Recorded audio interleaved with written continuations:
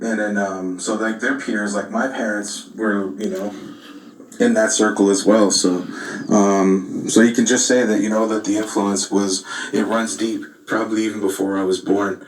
So growing up with that kind of mentality or that kind of dreaming, I guess even it was really really awesome. And then to have his energy directed at us, for so long, even before we even knew it. Like he was a fan of us before we even had a chance to bear, before he even had a chance to say he was a fan of him.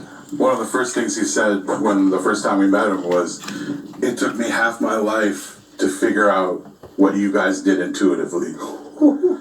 And that's just like, I got goosebumps hearing that. I get goosebumps every time I remember it or talk about this because it was such an affirming moment to have somebody like that. Like Tim said, somebody whose voice has been in our lives as long as we can remember. Say that to you is just like, okay, we are doing something right here. Yeah, it's beautiful. One thing that's always struck me so much about your music is the inclusivity of all the different people that you collaborate with, from many different styles of music and genres. And with the latest album, One More Saturday Night, I feel like y'all leaned into even more genres that I've heard you deal with. From electric powwow to this set that you just gave us. It was like it felt like from electric powwow to dance hall. I wanted to ask about your approach to collaborations and even exploring different styles of music. Well, the group is based on collaborations, like me and this guy. Yeah. Like it's a constant, like back and forth kind of thing.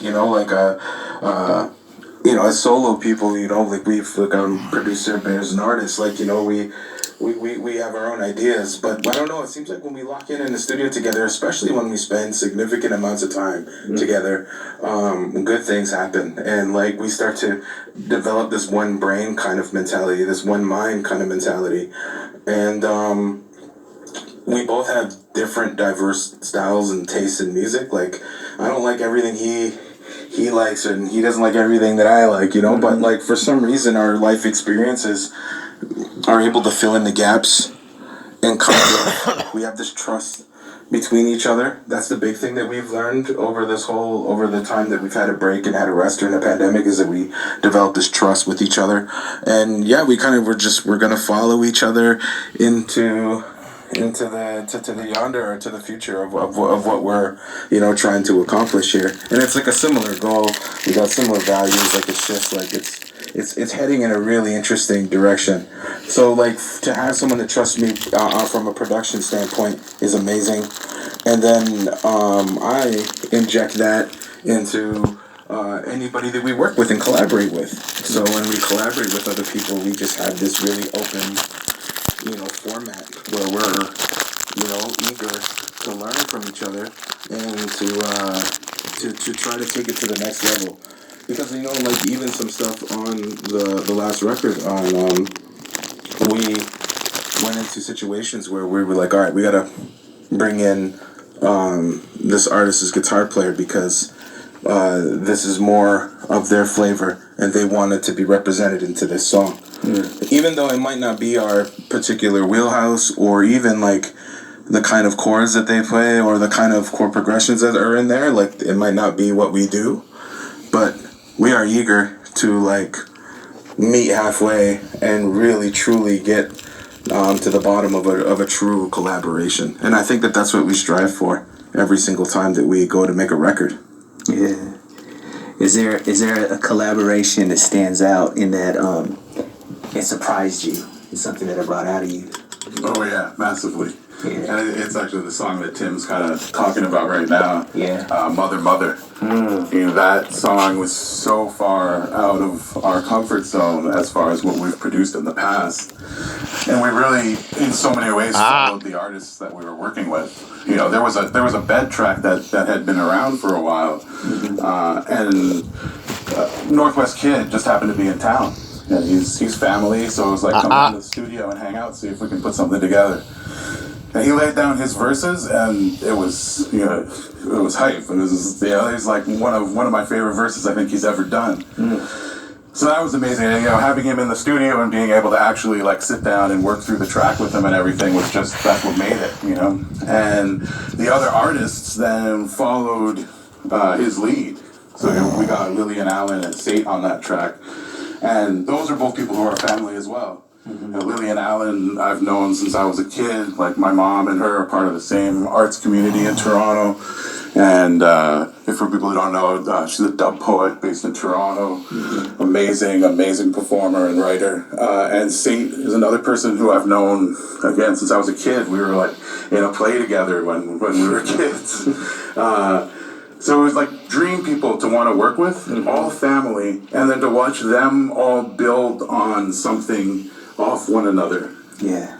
And then we kind of had to follow that up and meet them where they were, and creatively and energetically, we had to come up to them. So it was just one of those tracks that we all pushed each other. Yeah. And we all made something that I think was more than the sum of any of us singly. Yeah. And the best thing about that record too is that we kind of we forget, because that Mother record's so layered, is that we have the legendary Tonto synthesizer on that too. That we learned to use from another one of our OGs, Malcolm Cecil, who was the co-creator of the Tonto synth. So there's like that involved, and plus since we're working with a dub poet, we went and got the Echoplex and Space Echo, and we got those and put it into the room to make it like as authentic as possible, and because we like messing around with toys. But yeah, there's just so many elements within that record. From its inception, when we did a TED Talk performance, that's where the original track kind of came from. Oh wow! To it just developing over a span of really since the beginning of this whole record. At that record actually seeing the very beginning to the actual very end of it. So it's a pretty important song to us. I love that. That's a great story. Another thing that has always struck me about your music, speaking about inclusivity, is the way you've and this is a hard thing that I think some artists struggle with, is responsibly amplifying stories in communities where you might not even live. And I'm thinking of the first time y'all ever came on my radar was the song Woodcarver, which talked about John T. Williams and his murder here in Seattle. And then I'm thinking about Land Back and the statement that y'all put out in support of the Wet'suwet'en Nation. Can you talk about how, your approach to amplifying those kind of struggles without taking energy away from people organizing on the ground and just uplifting? Because it's something that I don't see a lot of people doing well, but I feel like y'all have been very consistent in that. Oh, well, thank you for that. It's not an easy thing, but I think our approach is based in we're artists.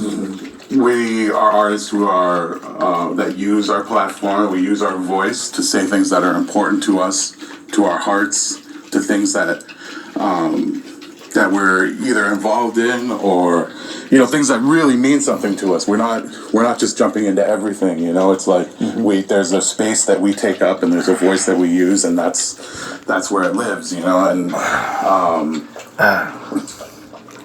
we're artists, not activists.